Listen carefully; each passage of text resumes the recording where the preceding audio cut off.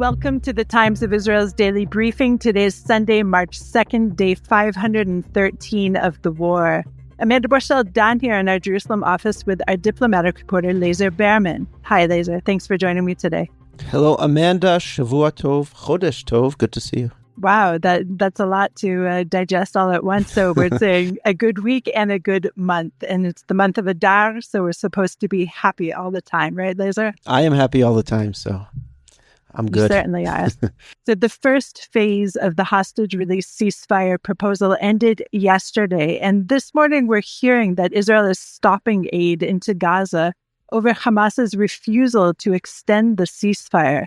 Laser will fill us in on Israel's newest proposal and Hamas's stated reasons for rejecting it. We're also hearing that Prime Minister Benjamin Netanyahu and Defense Minister Israel Katz are instructing the IDF yesterday to prepare to defend the Druze majority city of Jaramana, which is on the outskirts of Damascus in Syria. What does this mean exactly? And as the U.S. expedites delivery of approximately $4 billion in military assistance to Israel, Laser will speak about the recent brush-up between U.S. President Donald Trump and Ukraine President Volodymyr Zelensky and whether Israel should be concerned. All of this and much, much more when we're back.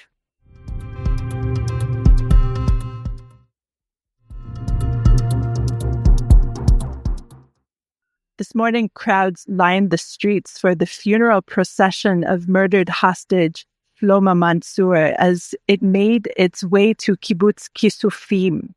People held Israeli national flags and yellow ribbons, the symbol of the fight to free the hostages. Some wore sweatshirts with mustache symbols in tribute to Mansour's distinctive, very large facial hair. Authorities said last month that Mansour was killed on October 7th, 2023. Mansour's body was released on Thursday as part of the final hostage releases in the now ended first phase of the mediated ceasefire deal.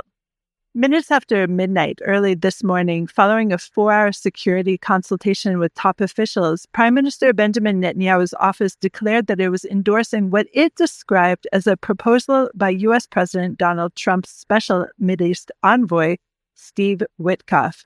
The proposal would see a ceasefire with Hamas extended through Ramadan and Passover. Ramadan began Friday night and Passover ends on April 19th.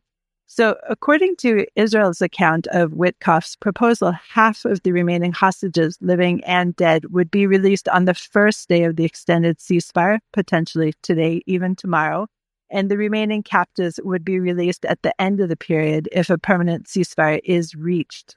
So, Laser, you were at a briefing this morning with Foreign Minister Gideon Sa'ar. Do you have any more firm details of what was proposed? So Foreign Minister Sa'ar, in a press conference alongside the Croatian Foreign Minister, explained that it was a 50-day ceasefire. That's the proposal. It'll basically be an extension of phase 1, though he didn't say that. But this is what he called a 50-day ceasefire, which will take us to the end of the Passover holiday. It will take us all the way through Ramadan, which started on Friday night. And there's a couple of interesting things here. One, he said in order to talk about the second phase, and he said that Israel is willing to talk about the second phase, even though Israel really hasn't done that yet. To get that conversation going, Hamas will have to release more hostages. So I think this is a reflection of the position that Israel feels that it's in and that Hamas is in, that Israel can demand that in order for even talks to we haven't moved to phase 2, right? But to even be willing to talk about phase 2, Hamas has to release a lot more hostages. And as you mentioned, the Witkoff plan, and we haven't heard this from Witkoff, so this is trusting Israel that this is a Witkoff plan, envisions releasing half the hostages on day 1, right? There's no guarantee you're even going to get to a permanent ceasefire. So if Hamas doesn't, then Israel says, and Sa'ar said this as well, we're going to see more consequences. The first consequence is the stopping of the humanitarian aid. Israel thinks there's months worth of aid in Gaza, so it's not expecting any starvation.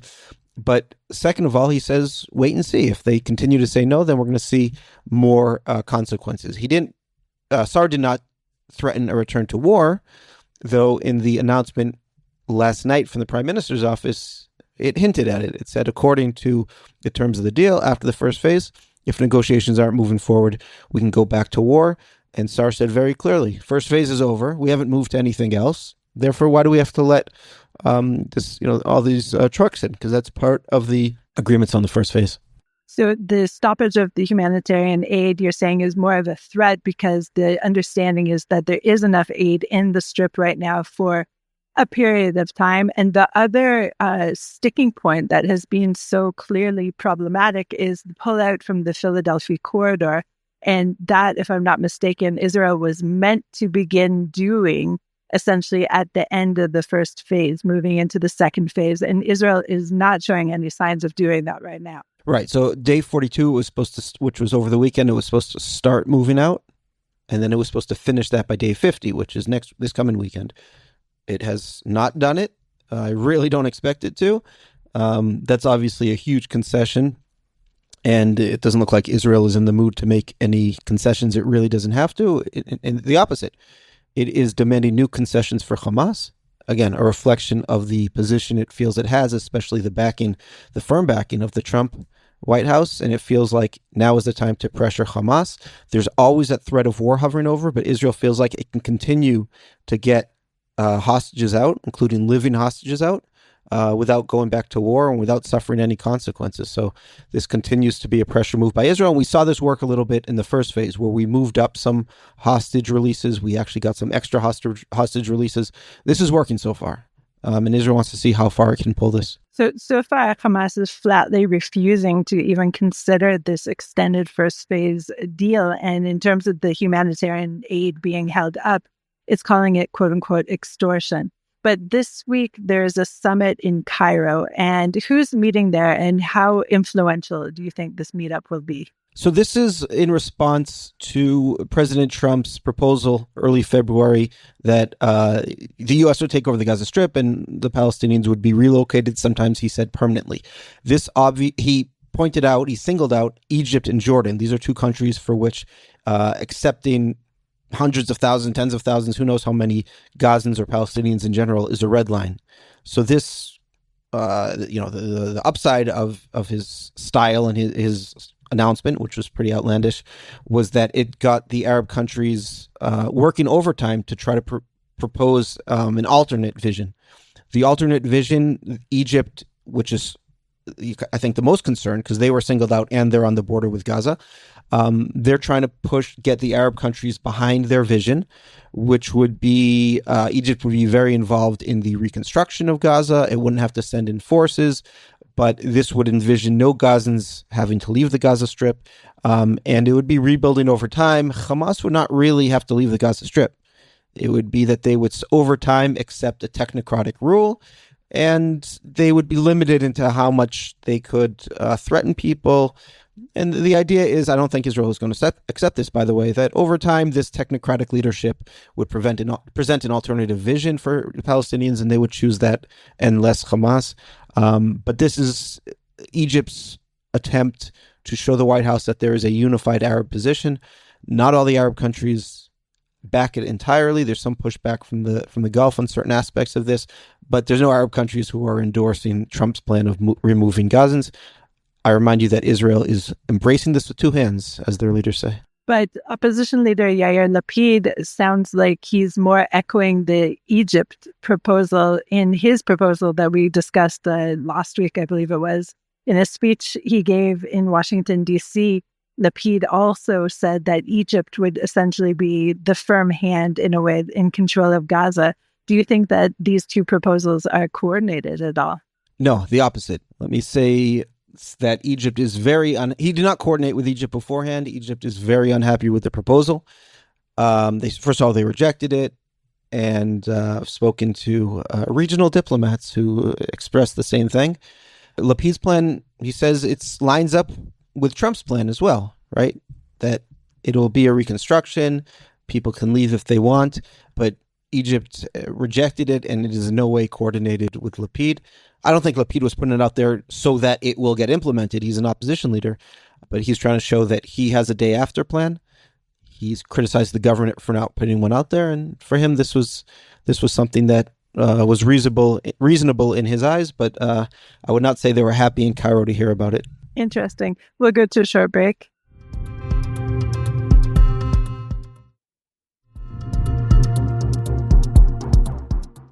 And we're back. Prime Minister Benjamin Netanyahu and Defense Minister Israel Katz instructed the IDF yesterday to, quote, prepare to defend the Druze majority city of Jaramana, which is on the outskirts of Damascus in Syria. Now, a statement issued by Katz's office said that the Damascus suburb was, quote, currently under attack by the forces of the Syrian regime.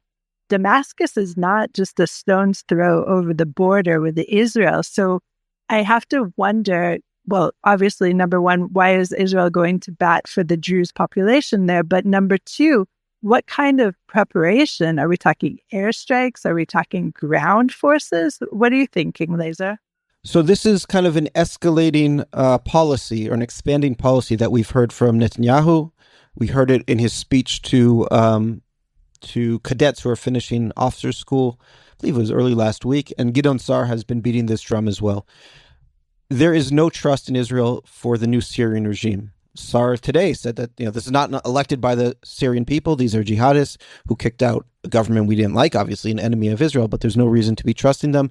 Israel's policy has been, we are advocating for these minorities who might come under attack by this Sunni jihadist majority, or, as Israel calls it. Obviously, the Ahmed Shara government would term it differently.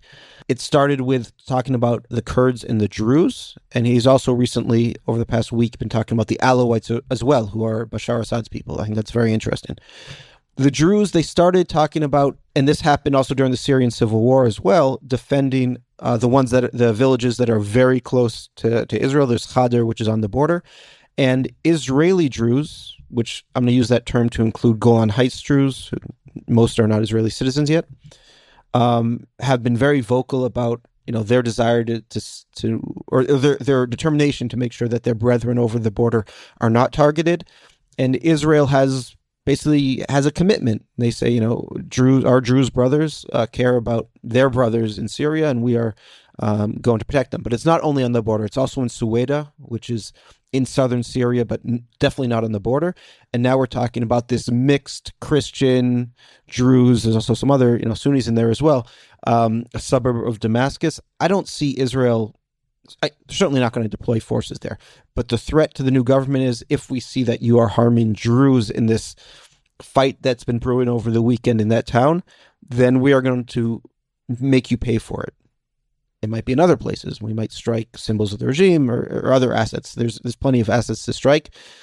The push there is to get the regime not to use force against the Druze, to push them to conversations. And so I think this is what the Druze there would want. So they can have some sort of conversations and coordination about what rights their long-standing militias and security forces have, and how they will work with the emerging regime forces. Because it's been, I believe, 2 people have died so far. So if Israel pushes them in that direction, and there's a red line for this regime that you can't just use force against these minorities, I think that's actually a very positive thing. Of course, this is very explosive. It's not like the Syrian regime can do anything against Israel, but let's not forget that Turkey backs it. Russia's involved here as well, though it's someone that Israel can work with. There's a lot of players here, but for now, Israel feels like it has the upper hand. The Syrian regime wasn't voted into office, obviously, but it has been largely embraced by the greater Arab world as well. And it's not the same situation as right after the rebels took over. We're talking months and months later, when it does seem like there is more of a rule of law. So can Israel really still be this cowboy in the Middle East and be this, law enforcer, do you think? Certainly, publicly, we've seen a lot of Arab countries, maybe not fully embrace, but at least be open to engaging with this new regime. But the countries that you would expect, I don't want to list them, but countries that you would expect to be very careful about people with a jihadist past or sympathies coming to power in a country like Syria, they're still concerned about it.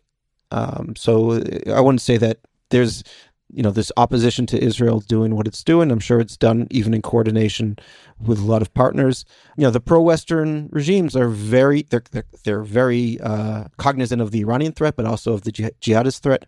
And they don't want to see this kind of new acceptable former jihadis moving into becoming kind of an acceptable option without really transforming and really opening it up to the will of the people and to other groups as well. And finally, U.S. Secretary of State Marco Rubio said yesterday that he had signed a declaration to expedite delivery of approximately $4 billion in military assistance to Israel in what he cast as U.S. President Donald Trump's rejection of restrictions placed by his predecessor, Joe Biden. The Trump administration, just to remind everyone, has approved nearly $12 billion in major foreign military sales to Israel. So the question is that obviously Israel will be hard-pressed to defend itself without this aid. But after seeing the quote-unquote good television of a brush-up between Trump and Zelensky this weekend, should Israel be wary of such gifts? I think the only thing Israel has to be concerned about is that kind of traditional American positions and kind of institutions and alliances some of them are really being shaken up now by Donald Trump, which could have some consequences down the line for Israel. But to say that Israel and Ukraine are in the same position, no. Trump understands 100% why America is in this close alliance with Israel. They have common enemies. America gains a lot from it, and it represents the will of his base. Those things are not true for Ukraine, right? It's not like a bunch of technology is coming back in from the Ukrainian military to the United States. I don't think Trump sees Russia as necessarily an enemy of the United States like he does Iran. He sees it as a power that can be dealt with in a more intelligent way and could even become a partner. And his base is not into this flow of money to Ukraine. So it's very different from Israel. So I think we have to be careful if we start panicking that, just because he berated Zelensky, he's going to berate Netanyahu. And let's also not forget, Netanyahu is very good at playing the Trump game and saying what needs to be said and not saying what doesn't need to be said. And I don't think he would find himself being dragged into a fight in front of cameras or even behind cameras like Zelensky did, which I think was a huge mistake. Netanyahu, of course, does always wear a suit as well, so he has that in his favor. But I see how Zelensky is being received in the UK, right? Yesterday, he was embraced really by Prime Minister Starmer. And today, I believe he's met to meet with the king. It just seems like a real flip side in terms of reception. What do you say about this? Well, Europe is dedicated, the unifying kind of cause for Europe right now is support for Ukraine. They certainly feel the Russian threat, and it is a vision for common security, especially given that the U.S. is seen as less and less reliable. Not every country is pushing back publicly on Trump. You saw UK, Italy haven't, but Germany, France, and many other countries feel like they need to publicly support Ukraine. The question is, how much are they going to commit to this? Are they going to commit a lot more money? Are they going to come up with a credible defense threat? But this is the cause that has unified Europe for the past 3 years. And I think they're happy that they found something that they can present in opposition to an American presidency that they probably are not huge fans of, but they know they have to work with and be careful around. Again, they're probably telling Zelensky, you did not play that right at all. We understand you're a wartime leader, but the press conference was going well. It was friendly. There was kind of this friendly physical contact. You could have handled that very differently, and we'd be in a very different situation right now. Laser, thank you as usual for all of your updates and insights today. Thank you, Amanda. Thanks for listening to the Times of Israel's Daily Briefing. Please check out another episode tomorrow. This episode was produced by the Podwaves. If you have any questions or comments about this or any other episode, please drop us an email to podcast@timesofisrael.com. Until tomorrow, shalom.